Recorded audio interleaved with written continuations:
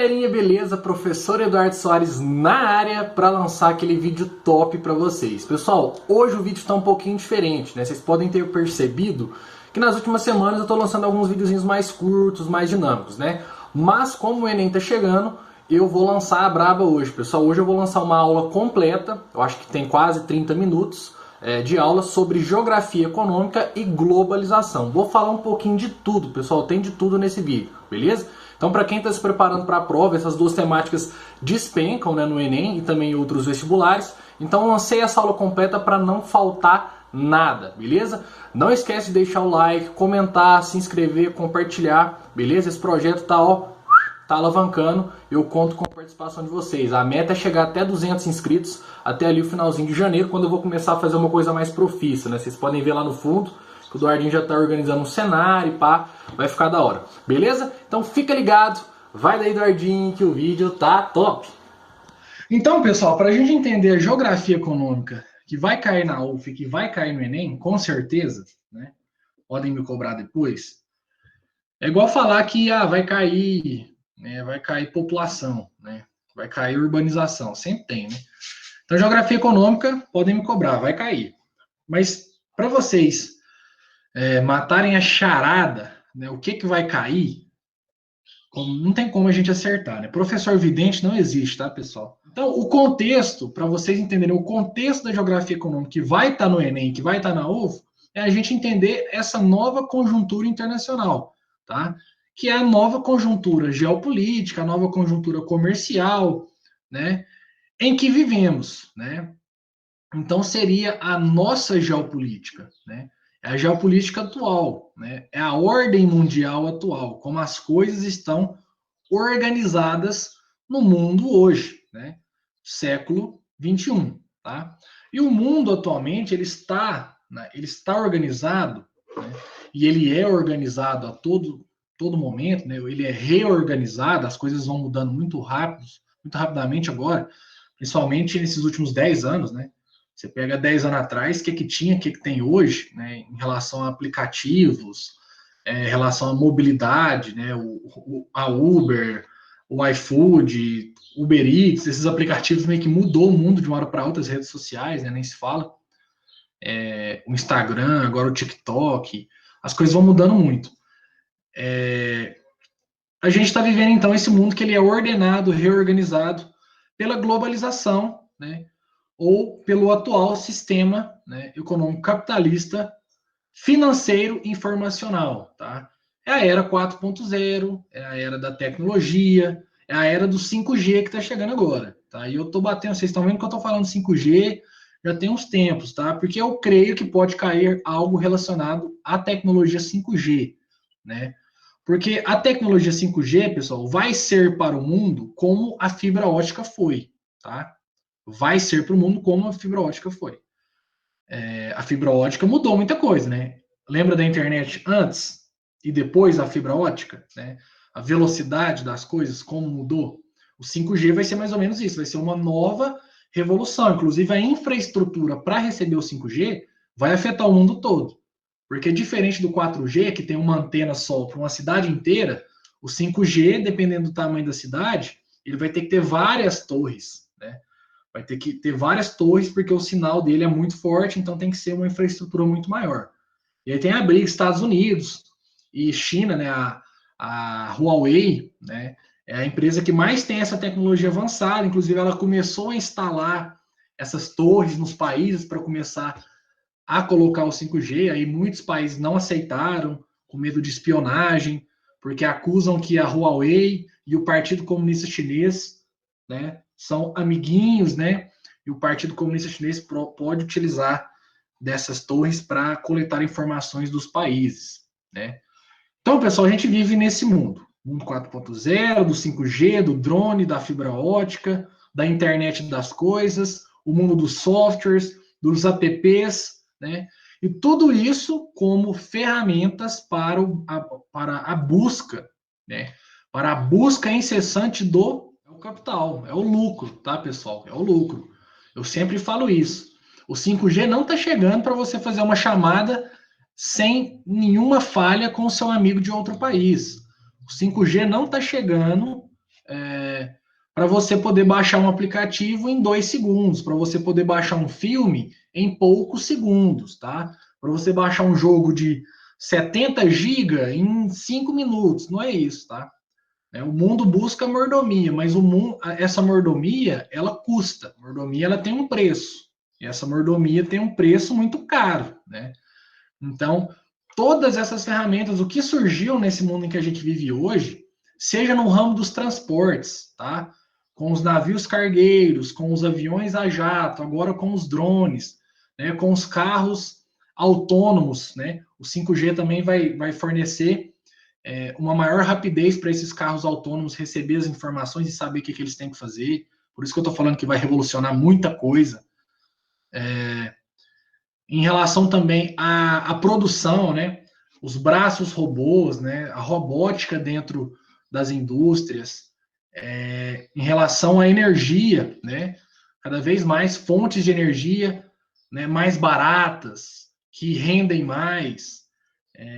Em relação aos meios de transporte, os trens bala, né? Também que eu esqueci de falar. Tudo, pessoal. A tecnologia na área da mineração, tudo é para atender essa demanda do capital, tá? Das grandes empresas, que no final elas querem reduzir custos, tá? E aumentar a sua lucratividade, beleza? Então, é o mundo em que a gente vive, tá? A economia é essa. Então, pessoal, essa nova conjuntura internacional é essa nova conjuntura cada vez mais tecnológica, cada vez mais rápida, para atender o capital, para atender as empresas multinacionais, as transnacionais, né, os grandes capitais, tá? Não achem que o mundo está ficando mais solidário, tá? A gente às vezes tem essa ideia, o mundo está melhorando aos poucos. O mundo, se a gente pegar há 100 anos atrás, não tinha remédio para, né, para qualquer tipo de infecção. Hoje a gente está conseguindo fazer uma vacina em menos de um ano. Se brincar, vai sair uma vacina em menos de um ano, né? Então, assim, tá melhorando. Mas, pessoal, melhora muito mais para o lado do capital e do empresariado do que para o lado do social, né? É a questão do neoliberalismo, né? Tá aqui, ó. Característica 5. A economia mundial hoje ela é regida pelo neoliberalismo, né? E a gente viu que essa política neoliberal ela não é tão boa assim para o povo ou para todos. A gente viu como ela é frágil no meio da pandemia, né? O neoliberalismo quer você distanciar o Estado da economia, né? E a economia ela vai seguir as suas próprias leis do livre mercado, da oferta e da demanda, né? Da privatização, da busca de recursos internacionais, né? E a gente viu que quando o Estado fica longe demais, né? Na hora que ele precisa ajudar o seu povo, falta, né? Como faltou no mundo inteiro, faltou na saúde, né? Países como a Itália, Estados Unidos, né? Olha o perrengue que esse povo passou. O neoliberalismo é bom, dá oportunidade para todos, né? Não para todos, né? Já dá oportunidade para quem já tem, né? Para o cara que já tem uma empresa e vai poder crescer mais, né? Então, outra característica é esse mundo neoliberal, tá? Geografia econômica, pessoal, né? Da nossa nova conjuntura é um comércio regionalizado, tá? É um comércio cada vez mais integrado, principalmente por meio de blocos econômicos, tá? O mundo se aproximou, né, com a globalização. O mundo meio que se conheceu melhor, cada potencialidade de cada área. Então, os blocos econômicos foram se formando para formar alianças, né, para fortalecer o comércio regional, para aumentar a soberania internacional, né, e para fomentar a produção industrial e a produção agrícola, né, que é de onde mais se tem acordos entre os blocos, né? Eu vou te exportar soja, você me exporta carne, por aí vai, né? Essa nova geografia econômica, como eu falei, é pautada e muito no desenvolvimento tecnológico, né? Olha essa imagem aqui do slide, né? Que é uma imagem do livro do David Harvey, que mostra a evolução dos transportes. Então, para você, do século XVI ao século XIX, né? Você tinha barcos à vela a 16 km por hora. Depois passou para barcos e locomotivas a vapor que chegavam até 100 km por hora, aviões a propulsão a 640 km por hora, e hoje jatos de passageiros com 1.100 km por hora, né? Então, é uma nova conjuntura baseada no desenvolvimento tecnológico. E esse desenvolvimento tecnológico a gente não está conseguindo acompanhar, né, pessoal? A questão das inteligências artificiais é um exemplo, né? O fato de você poder conversar com uma caixinha de som é algo que a gente não imaginava há, sei lá, 5 anos atrás, né? Você poder conversar com sua geladeira hoje, você ter um diálogo, né? Não é só tipo uma pergunta e resposta, é aquela coisa já mais desenvolvida, a gente vai meio que se assustando com isso, né? As inteligências artificiais, elas estão evoluindo de uma maneira que às vezes pode já não ter mais volta. A ciência tá isso aqui, ó, tá isso aqui de alcançar um novo patamar de inteligência artificial, onde a inteligência artificial vai poder criar, né? Ela vai poder criar e se desenvolver, né? Sem a necessidade do homem entrar né, interferir. Ela meio que vai entrar na nuvem que existe de toda a internet, ela vai poder adquirir tudo que ela quiser, e ela pode começar a ter vontades, né, próprias, que seria a questão da ficção, né, de a inteligência artificial vai se voltar contra o homem, né? É bizarro. Então, a economia hoje também é das disputas econômicas globais, tá, pessoal? Essa geografia econômica, principalmente no ramo tecnológico, né? E aí a gente estava falando do Trump, né? Eu acho que o Biden, né? Mesmo que o Biden entre, eu acho que ele vai reduzir esses conflitos, né? Mas que ele não vai acabar. Porque para os Estados Unidos agora é um momento chave, né, pessoal? É um momento de decidir se a gente vai resistir por mais tempo ou a gente vai aceitar a derrota para a China, né, que vem crescendo muito. Né? A China vai crescer 3%, gente, vocês acreditam? As projeções estavam de 1, 2, parece que vai ser 3% ao ano, né, nesse ano de pandemia. Os Estados Unidos vai cair 15%, eu acho. Então, as disputas econômicas globais, elas não vão parar por aqui, tá? A geografia econômica também atual é dessas disputas pelo mercado global, né? E ele é um mercado que ele é muito maleável, muda muito, né? Muda muito. O Brasil até pouco tempo era um parceiraço da China. Hoje a gente está se distanciando da China. Hoje a China está começando a comprar soja de países africanos, que ela já vem investindo há um tempo, justamente para não ter que depender de outros países como Estados Unidos e Brasil, né, em termos de matérias-primas e produtos de baixo valor agregado, né?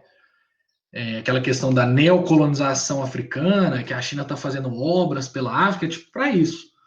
Se os Estados Unidos e o Brasil começar a fechar a porta, ela já tem de quem poder comprar, né, o que vai ficar faltando, né, desses outros países.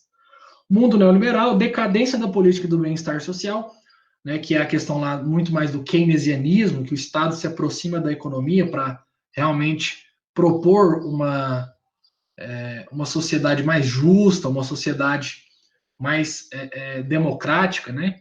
Talvez volte agora em alguns países, né? Depois dessa grande crise da pandemia, muitos países viram, né, que a política de bem-estar social, ela é muito mais, eu ia falar que ela é mais recuperativa, né? Mas no sentido de, em momentos de problema, crises, confrontos, os países com uma política de bem-estar social mais bem consolidada, eles se saem muito melhor, né?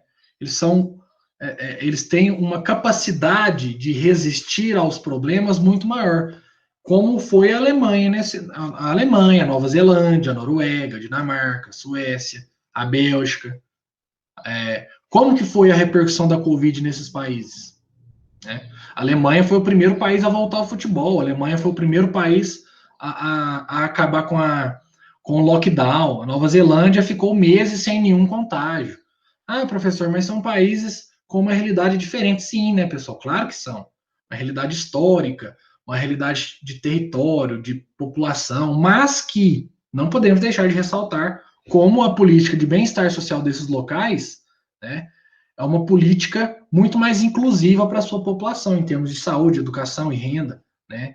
Desigualdade muito pequena. Então, talvez com essa grande pandemia, podemos ter uma reviravolta em como os estados vão lidar com a economia, né? Porque essa política neoliberal mata muita gente, né? Pela fome, pelas pandemias, né? Etc, etc. Pessoal, essa geografia econômica atual também, ela é uma geografia do desemprego, né?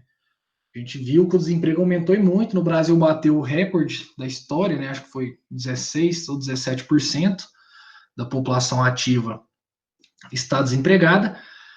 E esse desemprego nessa conjuntura da geografia econômica atual está relacionada também, né, à questão da substituição, né, da mão de obra humana pela mão de obra robótica, né, uma indústria automobilística na década de 80 precisava ali de 5, 6 mil funcionários. Na década de 90, ela vai precisar de 500, né? Ela vai precisar de técnicos, engenheiros. Então, o mundo teve que se especializar, né? A população teve que buscar uma maior especialização, né? Teve que especializar mais em coisas mais técnicas. Mas esse desemprego também, da atualidade, pessoal, né? E eu já vi muitas questões, né? Relacionando a questão da produção industrial, né? E dessas mudanças que o mundo vem tendo com o desemprego também é muito fruto de crises, né? Aí a gente tem lá o desemprego, que é o que a gente chama de conjuntural. Esse desemprego desse ano é o desemprego conjuntural, foi uma conjuntura de um determinado momento que levou a uma onda de desempregos. A pandemia é um desemprego conjuntural. Esse da robótica é o estrutural, foi um desemprego que foi causado por uma mudança na estrutura da produção. E tem um funcional. Né? O funcional é aquele quando uma profissão ela deixa de existir porque outra, né, outra surgiu e já faz o que aquela pessoa fazia, né? Ou uma tecnologia específica também substituiu a sua profissão. E essa nova conjuntura também é uma nova conjuntura de desigualdades, tá? Como eu estava falando, é um mundo, pessoal, essa geografia econômica hoje ela é de desigualdades. Né? E essa desigualdade, ela é uma desigualdade que a gente pode analisar né, de várias maneiras. É uma desigualdade que ela é entre países, é entre pessoas, é entre regiões de um país, né? É entre pessoas de uma mesma cidade, né? É entre pessoas de um mesmo bairro. Então, a desigualdade no mundo ela tem várias escalas de análise, né? Você pode analisar a desigualdade tecnológica. Né? Quem que produz tecnologia hoje e quem é dependente dessa tecnologia. Né? Isso é uma desigualdade. Né? Os grandes centros de pesquisa no mundo são os produtores de tecnologia, Estados Unidos, Coreia do Sul, Japão, Alemanha, China, né? E o restante do mundo é quem vai depender dessas tecnologias. A desigualdade, pessoal, é uma desigualdade de renda, né? E que levam muitas pessoas a passarem fome, né? Todos os dias, pelo desemprego ou pela falta de políticas sociais, né? De assistência dos governos, né? Essa desigualdade, ela é uma desigualdade, como eu falei, tecnológica, ela é uma desigualdade de renda, ela é uma desigualdade entre países, né? É uma desigualdade comercial, né? Quando um país ele tem um maior poder dentro da economia mundo, ele vai poder fazer os acordos comerciais da maneira como ele quer, né? Pessoal, essa nova conjuntura, né? Que é a conjuntura da globalização, né? Vocês podem falar da maneira que vocês acharem melhor. É de um mundo multipolarizado, né? É de um mundo que começou a ter uma maior divisão da produção, né? Teve uma maior democratização do comércio, né? Dos fluxos, né? Porque novas áreas foram surgindo no meio dessa bagaça aí, né? É o que a gente chama de países emergentes, né? Países que emergiram, né? Que tiveram um desenvolvimento econômico alto nos últimos 30 anos. A gente está em 2020, né? Há pouco tempo a gente falava dos últimos 20, agora é dos últimos 30 anos. E essas novas áreas de influência, pessoal, elas começam, né, a colocar um temor, né, um receio dessas antigas grandes potências. Então, Japão, né, União Europeia como um todo, Estados Unidos começam a realmente a se preocupar com essas novas áreas de influência. Sobretudo, né, China, China e Índia, tá, pessoal? Hoje a Índia é uma realidade em termos de país emergente, tá? Rússia, Brasil, África do Sul, Turquia, são países que estão passando por momentos difíceis em suas economias. Então, hoje é o que a gente chama de IC, né? Tem o BRICS, tem o BRICS ainda, mas hoje é muito mais IC, né? Que é Índia e China, que são essas duas potências que estão crescendo muito. Tem projeções da Índia se tornar a terceira economia daqui, tipo, 10 anos, né? Porque são países que têm uma população muito grande ainda, vai demorar a envelhecer, então vai ter uma população economicamente ativa muito alta e muito grande nas próximas décadas, tá? Porém, pessoal, os fluxos, tá? Os fluxos de capital, os fluxos de mercadoria, os fluxos de pessoas até ainda, né? Tá restrito ali aos três grandes polos. Ah, tá surgindo um novo polo na América do Sul, na América Latina, no Oriente Médio, na África, né? Mas o fluxo ainda, Estados Unidos, né? Canadá nem tanto. Estados Unidos, União Europeia e Sudeste Asiático ainda é muito grande, né? A China é o país que mais exporta mercadorias no mundo. Os Estados Unidos é o país que mais importa mercadorias no mundo. Então, os fluxos ainda das mercadorias, né, da economia mundo ainda está restrito a esses três. Mas temos que ressaltar que no mundo de hoje temos novas áreas, né, que participam e que contribuem com essa economia mundial, né? Até a década de 70 ficava tudo no hemisfério norte, né? Hoje, né, 2020, 4 de 11 de 2020, o hemisfério sul, né, que era considerado o hemisfério subdesenvolvido, né, tem uma maior participação. Esse mundo atual é o mundo da globalização, tá, pessoal? E aí, não sendo, né, não vou ficar preso ao conceito de globalização, né, aldeia global, o aumento dos fixos e dos fluxos, né? Pessoal, vocês estão cansados de saber o que é a globalização, né? Mas o que a globalização trouxe de consequências? A integração de culturas é um fato, né? Sim, é um fato da globalização, né? Os fluxos, eles aumentaram em todos os sentidos, também o de pessoas, né? Então, pessoas do mundo todo, né, se encontram a todo momento, pessoas estão viajando a todo momento, né? Estão morando em outros países a cada dia que passa, né? Então, isso, querendo ou não, mexe com a configuração cultural, né? Da localização das etnias e dos povos, né? Sei lá, tem mais de 1 milhão de brasileiros nos Estados Unidos, né? Tem mais de 100 mil brasileiros no Japão, enfim, né? Isso sim gera uma integração cultural. Mas isso, pessoal, é só um fator secundário, tá? Porque assim, se a gente ficar nessa de que, né? Se a gente ficar nessa de que a globalização, né, provocou a integração cultural, né, maior, um maior fluxo de pessoas, né? E isso cria esse sentimento de aldeia global, né? Que os povos, né, se aceitam, se respeitam. Essa visão de globalização a gente tem que tirar, que é isso aqui, ó, né? Expectativa da globalização é a integração de culturas, um mundo feliz, né? Mas não, a realidade do globalismo, né? Ou da globalização, tá? A realidade da globalização é essa, tá? É um mundo que se integrou economicamente, tá? E aí as outras características, inclusive essa de integração de culturas, fica por detrás, tá? Das cortinas, tá?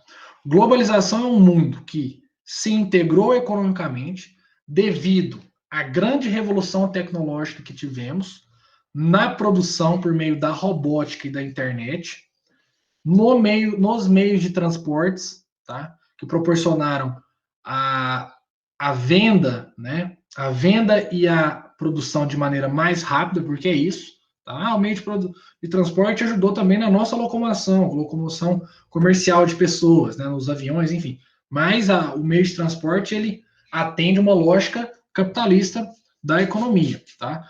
E teve uma grande revolução na informação, na internet, na televisão, nas redes sociais, que meio que liga tudo isso e faz a máquina girar, tá? Mas teve essa integração cultural. Essa integração cultural ela foi tamanha que começou a impulsionar movimentos nacionalistas, né, de extrema direita, e aí vem junto a xenofobia, né, que é não aceitar o outro, a outra cultura, o outro povo, né? Então, sim, né, não deixa de ser uma característica. Mas a realidade da globalização é essa, tá, pessoal? É um mundo que está sendo organizado para atender essas demandas econômicas, demandas econômicas. Então, a demanda da Coca-Cola, a demanda da Apple, a demanda da Nike, a demanda da Zara, a demanda da Microsoft, a demanda da Huawei, né, a demanda da Toyota, etc, etc. Podem pensar em qualquer multinacional que vocês quiserem, tá? É porque isso está tão instaurado no nosso cotidiano que a gente nem percebe, né? Que a gente nem percebe. A gente só vai indo junto com a onda, né? Então, pessoal, né? O neoliberalismo eu já falei, né? Então, essa geografia é para atender justamente essa galera aqui, né? Que reorganizaram a produção em escala planetária, tá? Se a gente pegar lá no início do século XX, né? 1900 e bolinha, com os sistemas do Taylorismo, do Fordismo, principalmente, né? Que surgiram ali naquele momento de produção em escala planetária, as indústrias, né? Elas produziam no país sede, né? Produziam no seu país de origem, em larga escala, e depois exportava para os outros países mundo afora, né? Com essa aproximação que a globalização trouxe, a chegada de novas tecnologias na produção, na comunicação, nos transportes, essas multinacionais reorganizaram a produção em escala planetária, né? Elas saíram pelo mundo, né? Analisando, é claro, as melhores estratégias, onde tinha um melhor mercado consumidor, a mão de obra mais barata, né? Mão de obra é algo extremamente determinante na hora de uma empresa definir, né, para onde ela vai. Então, pessoal, essa reorganização ela é algo importante vocês não esquecerem, tá? Com o toyotismo, as multinacionais, fatores locacionais, isso também é contexto-chave para Enem, tá? Essa reorganização da produção, né? E aí você produz cada componente do seu produto final no país que é mais barato, depois junta numa maquiladora, numa montadora, para montar, vender, tá? Isso é algo importante vocês lembrarem. E hoje, pessoal, essa nova conjuntura, essa nova geografia econômica, ela ocorre num mundo sem barreiras, né não? Um mundo sem barreiras, né?